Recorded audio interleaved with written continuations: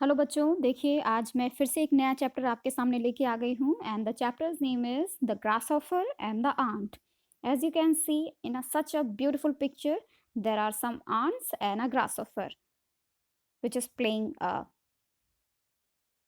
guitar. So let's start.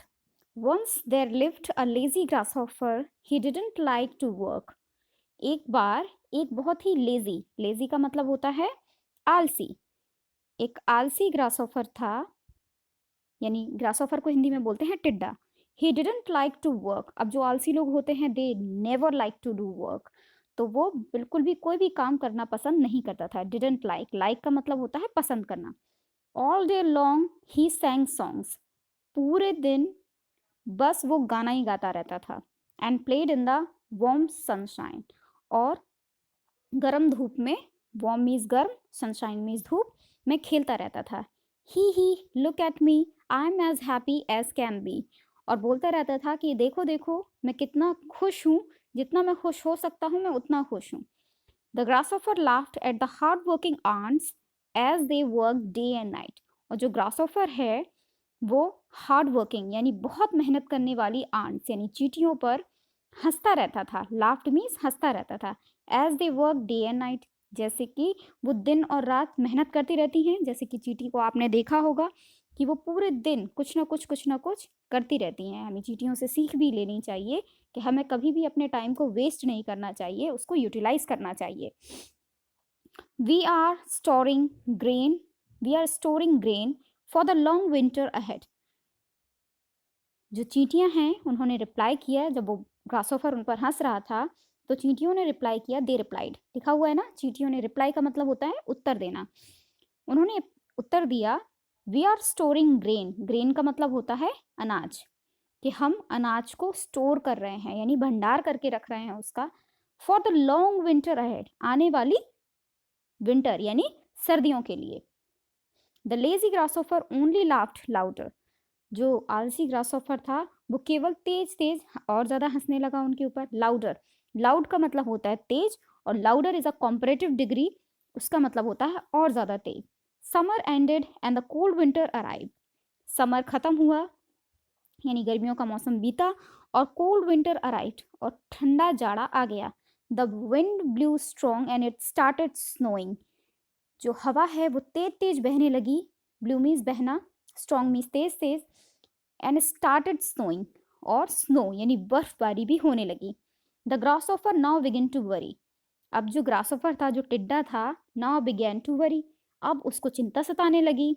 There is no food to eat. अब उसके पास कोई भोजन ही नहीं था खाने के लिए.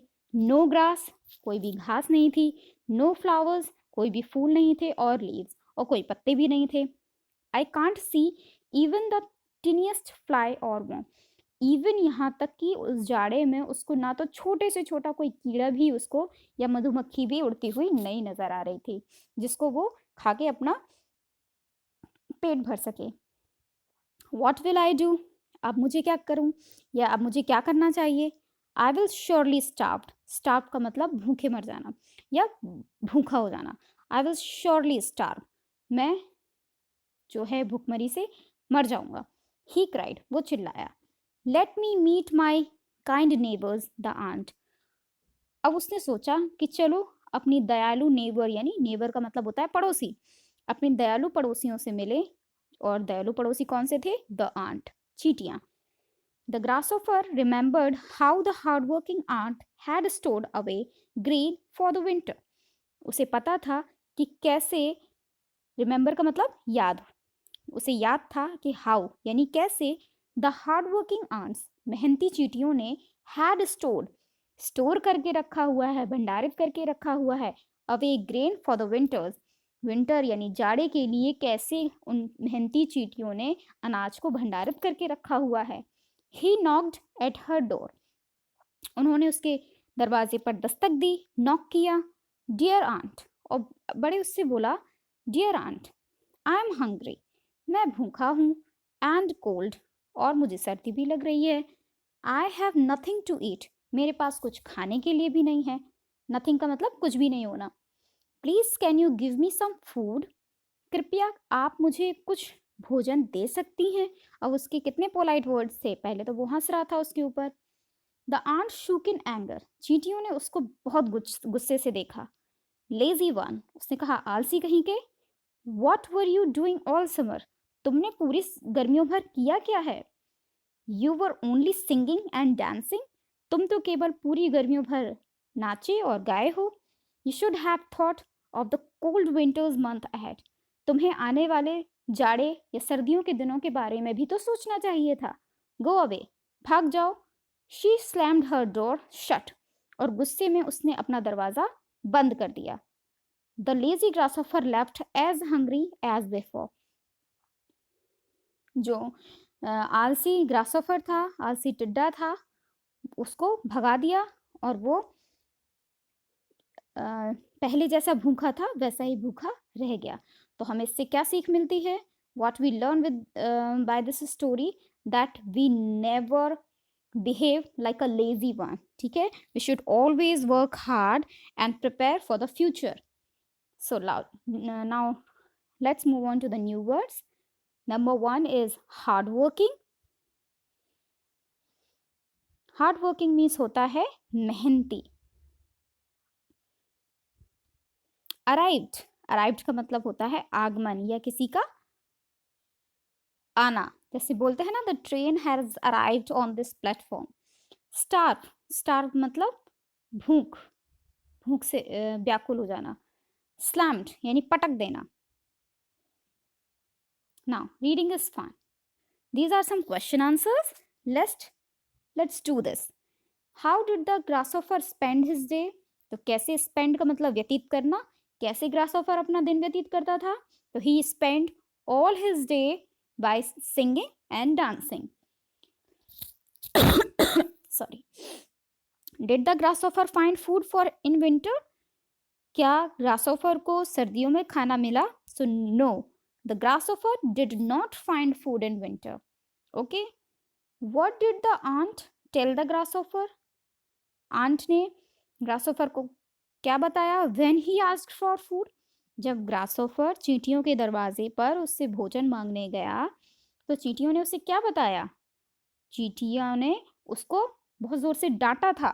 So what we will answer in this question, that the ant shook the grasshopper and tell that what you did in summers, you always sing and dance, you nothing prepare for the winters. So in this way we have completed the question answer portion. Now let's move on to the exercise. Word building, शब्द बनाना है हमें। Circle the words that mean the same, हमें उन शब्दों को circle यानी उन शब्दों पे हमें गोला मारना है जो सेम, जिनका अर्थ सेम हो यानी मिलता जुलता हो। So number one, speak. Speak का मतलब होता है बोलना। तो अब हम देखेंगे कि इसमें से किसका जो मतलब है वो बोलना होगा। कंप्लीट मीन्स होता है पूरा करना, ये नहीं होगा। स्मॉल मीन्स होता है छोटा, तो ये भी नहीं होगा। सिक का मतलब होता है बीमार, ये भी नहीं होगा। बिग का मतलब बड़ा, ये भी नहीं होगा। टॉक, ओके, टॉक मीन्स होता है बताना या बोलना। तो ये दोनों वर्ड्स जो हैं वो सिमिलर हैं। So what we will do, we will match speak with talk. Okay, so now complete. Complete का मतलब क्या होता है? पूरा कर देना। तो कंप्लीट जो वर्ड है इसको हम मैच करेंगे फिनिश से, क्योंकि फिनिश मीन्स भी खत्म करना। स्मॉल, स्मॉल का मतलब छोटा और थिन का मतलब भी छोटा। सिक का हो जाएगा इल, बिग का हो जाएगा लार्ज, और small, thin, little.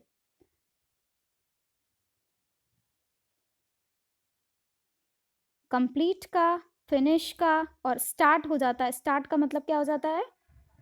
1 second, there is an error. यहाँ पर हमने स्मॉल देखा था ना, स्मॉल का छोटा होता है तो लिटिल मीन्स भी छोटा होगा। थिन मीन्स तो पतला होता है ना। How can we match thin with small? No, we will not match. Big means बड़ा, तो लार्ज मीन्स भी बड़ा। सिक मीन्स बीमार, तो इल मीन्स भी बीमार। शाउट मीन्स होता है चिल्लाना, तो टॉक बात करना, स्पीक बात करना, लेकिन शाउट चिल्लाना तो हम इसके साथ इसको मैच नहीं करेंगे। कंप्लीट का मतलब पूरा करना, फिनिश का मतलब पूरा करना, और स्टार्ट का मतलब होता है शुरू करना। तो शुरू करने को हम खत्म करने के साथ कैसे ऐड कर सकते हैं? तो this is also not a correct match. Fat means होता है मोटा और थिन मीन्स होता है पतला। So this is also this is not a correct match. ठीक है, तो हम बस इन्हीं को मैच करेंगे। ओके, आगे बढ़ेंगे। The web world. When you hear winter, जब भी तुम सर्दियों की या जाड़े की बात करते हो, and summer, और गर्मियों की भी, what are the words that come to your mind? Write these words in the bubbles. जब सर्दियों की बात आप करते हैं तो आप क्या सोचते हैं? कौन कौन से शब्द आपके आते हैं? तो सबसे पहले विंटर्स में हम भरेंगे, तो विंटर में नंबर 1 है, यहाँ पे इन्होंने लिख दिया स्कार्फ। सर्दियों में हम बांधते हैं ना, यहाँ पे हम लिखेंगे स्वेटर। एक में आप स्वेटर लिख सकते हैं, ठीक है। वुलन क्लोथ्स, ठीक है। आइस, स्नो, ठीक है। फ्रीज, ठंडी ठंडी हवा आती है ना, कोल्ड कोल्ड, तो ये लिख दिया हमने। अब आएंगे हम समर्स में, तो समर में हम आइसक्रीम खाते हैं, और हम क्या करते हैं? पूल, स्विमिंग करते हैं ना, पूल पर जाते हैं, बीच पर जाते हैं, ठीक है।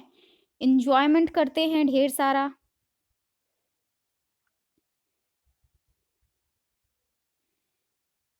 एंड सन बाथ, ठीक। ओके देन, आगे बढ़ेंगे। Letters with numbers are given in the box. Pick up the letters under each number and replace the number by writing in the blanks.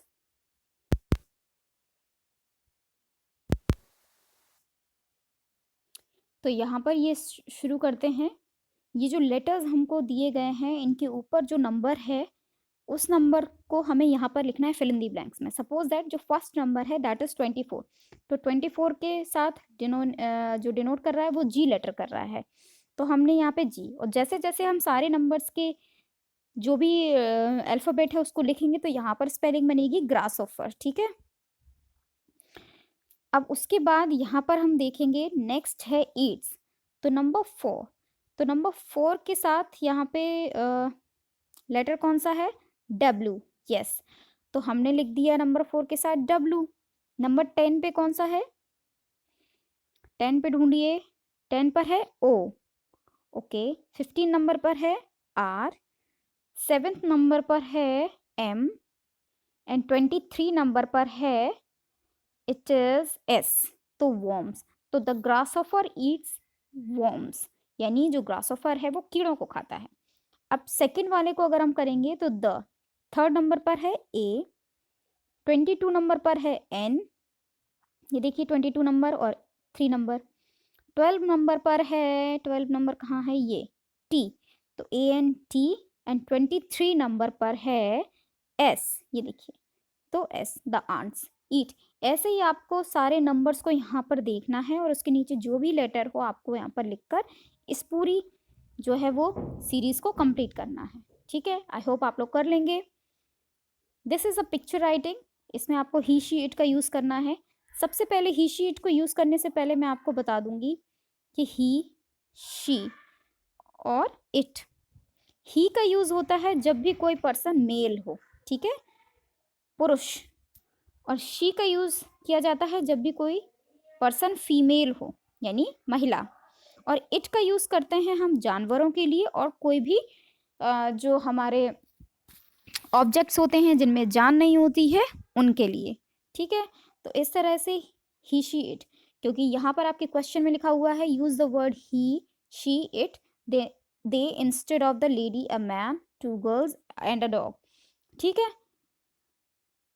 A lady is cycling, तो she is cycling, इस तरह से।